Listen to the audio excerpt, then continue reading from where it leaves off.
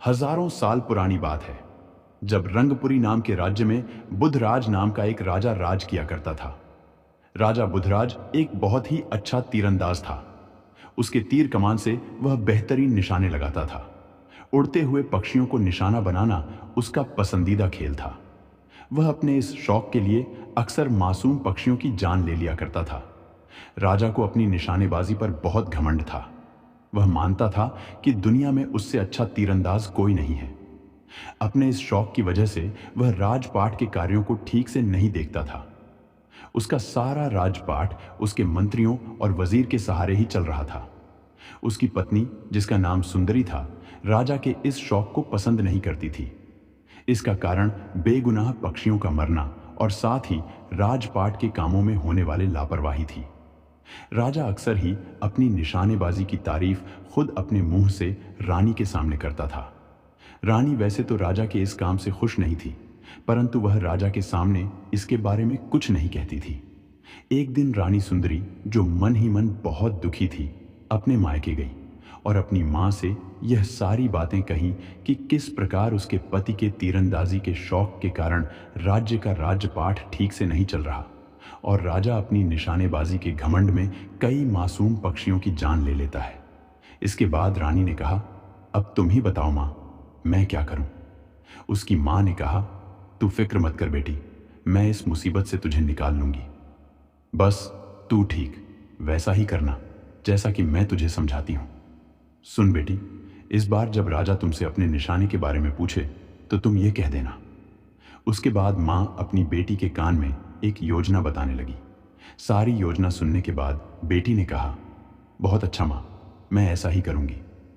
अगली शाम को जब राजा ने अपनी तीरंदाजी के बारे में रानी से पूछा, कहो सुंदरी, कोई है हम जैसा निशानेबाज इस पूरी दुनिया में?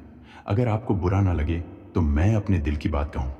रानी बोली, महाराज सुनिए, अगर आप जानना चाहते हैं कि इस दुनिया में आपसे बेहतर तीरंदाज कोई है या नहीं, तो आपको इसके लिए पूरी दुनिया घूमनी होगी। घर पर बैठे बिठाए तो आपको अपने से अच्छा तीरंदाज मिलने से रहा। अगर यही बात है तो फिर ठीक है, मैं अपने से अच्छा तीरंदाज ढूंढने के लिए आज ही निकल जाता हूं। लेकिन मुझसे अच्छा तीरंदाज अगर कोई ना हुआ तो आप जो कहेंगे मैं करने के लिए तैयार हूं। ठीक है सुंदरी, तो सुनो, अगर मैं जीत गया तो तुम्हें मुझे सबसे अच्छा निशानेबाज मानना होगा, और अगर तुम जीती तो मैं 1 साल तक तुम्हें अपनी सूरत नहीं दिखाऊंगा। बोलो, मंजूर है? मुझे मंजूर है। और इस प्रकार राजा अपने से अच्छे तीरंदाज की खोज में निकल पड़ा। वह 1 सप्ताह तक यूं ही भटकता रहा। आखिर एक दिन उसे एक आदमी दिखाई दिया जिसके हाथ में धनुष बाण था। उसे देखते ही राजा ने सोचा, अरे वह कौन खड़ा है, उसके हाथों में धनुष बाण भी है। चलो, इतने दिनों बाद कोई दिखा तो सही, चलकर उसी से पूछता हूं। राजा उसके नजदीक गया और पूछा, क्यों भाई, तीर कमान हाथ में लिए हुए तुम क्या किसी शिकार की तलाश कर रहे हो? शिकार तो मैं कर चुका हूं भाई, अब तो उसके नीचे गिरने की राह देख रहा हूं, मगर तुम कौन हो? राजा ने कुछ सोचा और फिर कहा, मैं बुद्धराज हूं और अपने से बड़े किसी निशानेबाज की तलाश में निकला हूं, लेकिन तुमने नहीं बताया कि तुम कौन हो और शिकार के गिरने से तुम्हारा क्या मतलब है। सुनो मित्र, मेरा नाम धनुष राज है। शिकार गिरने में तो अभी काफी समय पड़ा है। तब तक तुम मुझे यह बता डालो कि निशानेबाजी में तुमने क्या क्या तीर मारा है, जो अपने से किसी बड़े निशानेबाज की तलाश में तुम इस तरह से जंगल जंगल घूम रहे हो। राजा बुधराज ने अपनी तीरंदाजी के गुण उसे बताए और फिर गर्व से बोला, अब तुम ही बताओ, मेरे जैसा तीरंदाज कहीं पर है? उसकी बात सुनकर धनुष राज नाम का वह आदमी ठहाका लगाकर हंसने लगा। उसे हंसता देखकर राजा ने कहा, तुम हंसते क्यों हो भाई? मैंने कोई मजाक तो नहीं किया। अच्छा होता अगर सचमुच ही यह मजाक होता। अफसोस कि तुम शर्त हार गए हो। अब तुम्हें 1 वर्ष तक अपनी पत्नी और घर से दूर रहना होगा। अभी वे दोनों बातें कर ही रहे थे कि तभी जमीन पर एक पक्षी आकर गिरा, जो कि घायल था और उसके शरीर पर एक बाण लगा हुआ था। उसको देखते ही धनुष राज ने कहा, आहा, मेरा शिकार आ गया राजा। बुधराज यह सब देखकर बहुत हैरान था। वह मन ही मन सोचने लगा, यह मैं क्या देख रहा हूं?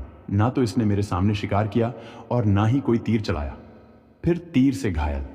यह पक्षी यहां पर कैसे आकर गिर पड़ा? राजा ने हैरान होते हुए कहा, यह सब क्या करिश्मा है भाई, मेरी तो कुछ भी समझ में नहीं आ रहा। धनुषराज बोला, मेरा नाम धनुषराज यूं ही नहीं है, जानते हो, इस पक्षी को मैंने 300 फुट की ऊंचाई पर यहां से 1000 मील दूर से तीर मारा था। मुझे इसके गिरने के स्थान का पूरा पूरा अनुमान था, जो कि बिल्कुल सही निकला। अगर तुम्हें मेरी बात का यकीन ना हो तो पक्षी पर लगे हुए तीर से मेरे तरकश में रखे हुए तीर को मिलाकर देख लो। राजा ने पक्षी पर लगा हुआ तीर निकाला और फिर धनुषराज के तरकश का एक तीर लिया और दोनों को मिलाकर देखा। राजा सोचने लगा, दोनों तीर एक से ही हैं, इसका मतलब कि मैं शर्त हार गया और शर्त के मुताबिक अब मुझे 1 वर्ष तक अपनी पत्नी को अपना मुंह नहीं दिखाना है। फिर क्यों ना मैं धनुषराज के साथ ही रहूं। इसके साथ रहकर मैं धनुर्विद्या में और भी माहिर हो जाऊंगा। इसके बाद राजा ने धनुषराज से कहा, भाई, मैं मान गया तुम्हें। तुम सचमुच में मुझसे 1000 गुना अच्छे तीरंदाज हो। मैं चाहता हूं कि तुम मुझे अपना शिष्य बना लो और इस प्रकार मैं 1 वर्ष तक तुम्हारे साथ ही रहूं। धनुषराज ने कहा, मुझे भी तुम जैसे किसी व्यक्ति की तलाश थी। शिष्य तो नहीं, बल्कि मैं तुम्हें अपना मित्र बनाकर अपने साथ रख सकता हूं।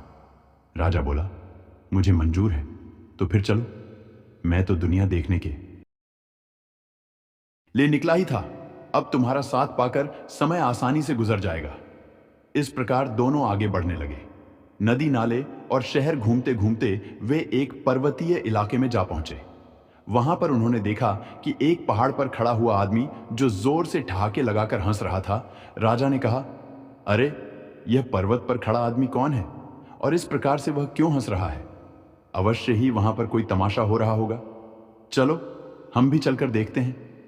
परंतु जब वे दोनों उस आदमी के पास पहुंचे तो वहां पर कोई तमाशा नहीं हो रहा था। राजा ने पूछा, सुनो मित्र, तुम इस प्रकार से हंस क्यों रहे हो?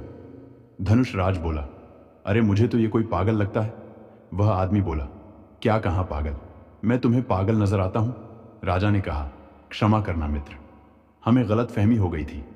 दरअसल बात यह है कि हम तुम्हें बिना कारण के हंसता देखकर सोच में पड़ गए थे। उस आदमी ने कहा, ओह, मगर मैं बिना कारण के कभी नहीं हंसता। जानना चाहते हो कि मैं क्यों हंस रहा था?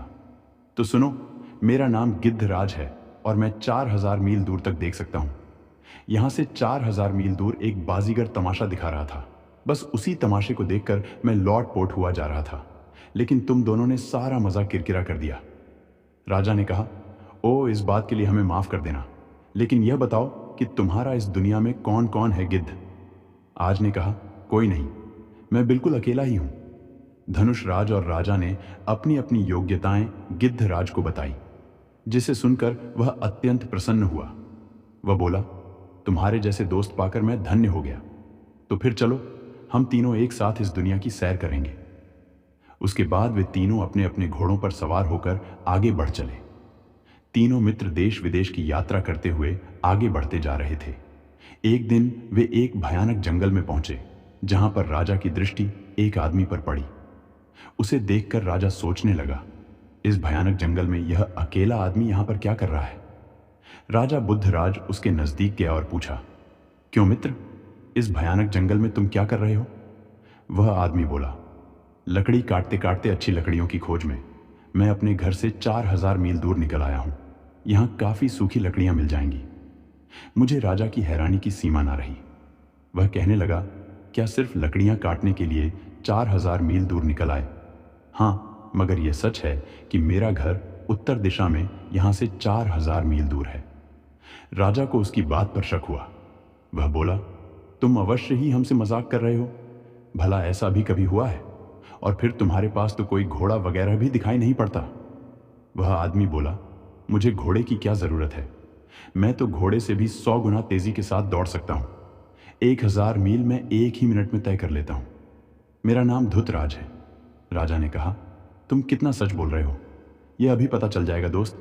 गिद्धराज, जरा देख कर तो बताओ कि धुतराज सच बोल रहा है या नहीं। गिद्धराज ने कहा, अभी देखता हूं। उत्तर दिशा की ओर 4000 मील दूर एक नीम का पेड़ है। उस पेड़ की छाया में सिर्फ एक ही मकान बना हुआ है। बस वही मकान धुतराज का है। इसके बाद वे सभी आपस में एक दूसरे को अपने अपने गुण बताने लगे। सबके गुण जानने के बाद धुतराज बोला, मित्रों, घर में अकेला पड़ा मैं बिल्कुल उदास हो जाता हूं क्या? तुम लोग मुझे अपने साथ रख सकते हो? धनुष राज बोला, क्यों नहीं मित्र, हम लोग दुनिया की सैर पर निकले हैं, तुम भी साथ में होगे तो और भी ज्यादा मजा आएगा। इस प्रकार वे 3 से 4 हो चुके थे। चलते चलते वे एक नगर में जा पहुंचे और धुतराज वहां पर पहले ही पहुंच चुका था। नगर में पहुंचने के बाद राजा ने कहा, हैरानी की बात है, सारे बाजार बंद हैं, गलियां सुनी पड़ी हैं, आखिर क्या कारण हो सकता है? गिद्धराज ने कहा, मुझे पास ही एक पेड़ के नीचे कुछ लोग दिखाई पड़ रहे हैं, हमें उन्हीं के पास चलकर नगर की उदासी का कारण पूछना चाहिए। कुछ ही पलों में वे उस पेड़ के नीचे जा पहुंचे जहां पर एक बुजुर्ग आदमी उनसे मिला। उसने कहा, मित्रों, आप कौन लोग हैं? हम तो मुसाफिर हैं बाबा, नगर में उदासी छाई देखी तो कारण पूछने के लिए आपके पास चले आए। हमारे राजा का एक ही लड़का है, मगर इस समय वह एक भयानक बीमारी का शिकार है। इसका इलाज इस शहर से 2000 मील दूर एक अमृत झरने का पानी है।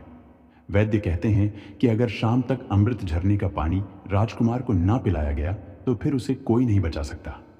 इसके लिए महाराज ने एक शर्त भी रखी है कि जो कोई भी वह पानी लाएगा उसके साथ राजकुमारी का विवाह करके उसे आधा राज्य भी दे देंगे। ओ तो यह बात है। चारों दोस्त आपस में सलाह मशवरा करने लगे और फिर कुछ देर बाद वे उस आदमी से कहने लगे, हमें अपने राजा का महल दिखाओ, हम वह जल 1 घंटे से भी पहले ला सकते हैं। उस आदमी से रास्ते के बारे में पूछकर चारों मित्र महल में जा पहुंचे। दरबान ने उन्हें राजा के सामने पेश किया और राजा ने कहा, हमें तुम्हारी बात का यकीन तो नहीं आता, मगर फिर भी हम तुम्हें इस शर्त पर जाने देंगे कि तुम अगर असफल हुए तो तुम्हारे मित्रों का सिर काट दिया जाएगा। तब तेजी से दौड़ने वाले मित्र धृतराज ने कहा, मुझे मंजूर है महाराज। बात सुनकर बाकी तीनों मित्र हैरान थे। तब धनुष राज बोला, हमें यह शर्त मंजूर नहीं है। अगर किसी कारण से तुम्हें रास्ते में देर हो गई तो बेकार में ही हमें अपनी जान से हाथ धोना पड़ेगा। नहीं, ऐसा नहीं होगा। मुझे अपनी चाल पर पूरा भरोसा है। अगर समय पड़ने पर मित्र ही मित्र के काम नहीं आएगा तो कौन आएगा? यदि तुम्हें यह शर्त मंजूर नहीं है तो मुझे मंजूर है। मित्र, तुम जल्दी से जाओ और वह जल लेकर आओ। फिर वैधराज से रास्ते की जानकारी प्राप्त करके धृतराज अमृत कलश की ओर दौड़ चला। कुछ देर के बाद गिद्धराज ने उसे देखना आरंभ किया। तब राजा बुधराज ने कहा, प्रिय मित्र गिद्धराज, जरा देखकर तो बताओ कि धृतराज इस समय कहां पर है और झरने से कितनी दूर है। गिद्ध ने उसे देखते हुए कहा, लो, वह तो झरने तक जा भी पहुंचा और अब पानी भर रहा है। मगर अरे यह क्या, जिस वृक्ष के नीचे बैठा धृतराज झरने का पानी एक लोटे में भर रहा है, उसी वृक्ष से एक भयानक अजगर उसकी तरफ बढ़ रहा है। तभी धनुष राज ने अपना धनुष और तीर संभाला और कहने लगा, क्या तुम मुझे उस अजगर की सही सही स्थिति बता सकते हो? मैं अपने तीर से हजारों मील दूर बैठे उस अजगर को खत्म करने की कोशिश करूंगा। गिद्धराज ने धनुष राज को उस अजगर की सही सही स्थिति बताई और फिर धनुष राज ने बाण छोड़ दिया। गिद्धराज ने कहा, तीर एकदम निशाने पर लगा है और लो, अजगर की पकड़ भी ढीली होती जा रही है। बस अब कुछ ही क्षणों में वह पहुंचने वाला है। कुछ देर बाद धृतराज तेज गति से भागता हुआ महल में आ पहुंचा। उसके हाथों में एक कलश था जिसमें उस झरने का जल भरा हुआ। वैद्य जी ने राजकुमार को अमृत झरने का जल पिलाया। जल पीने के बाद राजकुमार ने कहा, मैं बिल्कुल ठीक हो गया पिताजी। वाह, आज मैं बहुत ही खुश हूं। अब तुम में से किसी एक के साथ मेरी बेटी का विवाह होगा, मगर यह फैसला तुम लोगों को मिलजुल कर करना होगा कि मेरी बेटी का हाथ तुम में से कौन थामेगा। तब राजा बुद्धराज ने कहा, राजकुमारी से विवाह करने का असली हकदार तो धृतराज ही है। महाराज, वही अपनी जान पर खेलकर हजारों मील दूर से अमृत जल लाया है। धनुष राज और गिद्धराज ने तो केवल उसकी मदद की है। तभी धनुष राज बोल पड़ा, यह झूठ है महाराज, यह सारी योजना तो मेरी थी। योजना? कैसी योजना? सभी हैरानी से धनुष राज की तरफ देखने लगे। मैं सच कहता हूं महाराज, अगर मैं यह योजना ना बनाता तो हम कभी भी इस राज्य में ना पहुंचते और ना ही हमें आपके महल में चल रहे षड्यंत्र का पता चलता। सुनिए महाराज, हम तीनों में से किसी में भी कोई विशेष योग्यता नहीं है। हम तीनों रंगपुरी के मशहूर ठग हैं, मगर हम इस ठगी के धंधे से बिल्कुल उब चुके थे और चाहते थे कि शरीफों की तरह से अपना जीवन व्यतीत करें। तब एक दिन राजा बुधराज की पत्नी यानी रानी सुंदरी की माँ हमारे पास आई और उन्होंने ही हमें एक ऐसी योजना बनाने के लिए कहा जिससे महाराज बुधराज का घमंड टूट सके और वे निर्दोष पक्षियों की हत्या ना करें। उनके कहने पर ही हम भेष बदलकर महाराज का पीछा करने लगे और वक्त पड़ने पर जब मैं धनुष राज बनकर महाराज के सामने पहुंचा और उन्हें बातों में उलझाया, इसी बीच गिद्धराज ने मेरे ही जैसे एक तीर से एक पक्षी मार गिराया और महाराज ने मुझे चमत्कारी तीर अंदाज मान लिया और महारानी जी को दिया हुआ वचन निभाया। ये सब सुनकर राजा बुद्धराज बहुत ही हैरान थे। ओह, फिर आगे क्या हुआ? हाँ महाराज, योजना के अनुसार हम आगे बढ़े तो आपका परिचय गिद्धराज और द्रुतराज से हुआ, जबकि वास्तव में द्रुतराज के पास भी एक तेज घोड़ा था। मैंने जानबूझकर अपने घोड़े की गति धीमी रखी ताकि द्रुतराज हमसे पहले इस नगर में पहुंच जाए। यहां पहुंचकर हमने सारे शहर की छाई उदासी का कारण पूछा। राजकुमार की बीमारी का उपाय जानकर अमृत झरने का जानने के लिए मैं वैद्य के घर पर गया। जब मैं वैद्य जी के घर पहुंचा तो मैंने उन्हें आपके महामंत्री से बातें करते हुए सुना। मैं छिपकर उनकी बातें सुनने लगा। जहां वैद्य जी मंत्री जी से कह रहे थे कि सूरज छिपने के बाद वे दवा के बहाने राजकुमार को जहर दे देंगे और मंत्री ने खुश होकर कहा कि वह वैद्य जी को माला माल कर देगा। मुझे यह समझते हुए देर न लगी कि यह षड्यंत्र महामंत्री और वैद्य का रचाया हुआ है। महामंत्री के जाते ही मैंने वैद्य को अकेला पाकर दबोच लिया और डराने धमकाने पर उसने सारा सच मुझे बता दिया कि यह सारा खेल महामंत्री का रचा हुआ है। मैंने वैद्य से राजकुमार की बीमारी को ठीक करने की दवा हासिल कर ली और उसके बाद की सारी कहानी तो आपके सामने ही है। सच्चाई यह है कि राजकुमार को नगर के ही एक कुएं के पानी में दवा मिलाकर पिलाई गई है, जिससे राजकुमार स्वस्थ हो गया। वह सारी कहानी झूठी थी जो गिद्धराज ने आपको सुनाई थी। सैनिकों ने महामंत्री और वैद्य को उसी समय कारागार में डाल दिया और राजा ने कहा, तुम्हारा फैसला अब स्वयं राजकुमारी ही करेगी। राजकुमारी के आने पर उसने कहा, माना कि तुम तीनों ठग हो, लेकिन आज तुम्हारे ही कारण एक खतरनाक साजिश का पर्दाफाश हुआ है। तुम्हारे भीतर एक अच्छा इंसान बनने की ललक भी है। इसीलिए शर्त के मुताबिक मैं विवाह तो द्रुतराज से ही करूंगी, क्योंकि तुम राजा बुधराज के मुजरिम हो। इसीलिए पहले उनकी अनुमति लेनी चाहिए। राजा बुधराज का घमंड अब चूर चूर हो चुका था। उन्होंने इसके लिए कोई आपत्ति नहीं की। इसके बाद राजा बुधराज ने धनुषराज और गिद्धराज को अपना विशेष सहयोगी नियुक्त कर लिया और वापस महल लौट आए। महल लौटने पर रानी महाराज को देखकर बहुत प्रसन्न हुई। तब महाराज ने कहा, रानी, अब हमें समझ में आ चुका है कि निर्दोष पक्षियों को अपने शौक के लिए मारना ठीक बात नहीं है। अब से हम तीरंदाजी तो करेंगे, लेकिन साथ ही साथ अपने राजपाट पर भी पूरा ध्यान देंगे और किसी भी निर्दोष पक्षी की हत्या नहीं करेंगे। इसके बाद राजा बुधराज और उनकी रानी एक शांतिमय और सुखमय जीवन बिताने लगे। तो दोस्तों, आपको आज की कहानी अच्छी लगी तो चैनल को सब्सक्राइब करके हमें सपोर्ट कर दीजिए और कमेंट्स में राधे राधे लिखना ना भूलना। फिर मिलते हैं एक नई कहानी के साथ। राधे राधे।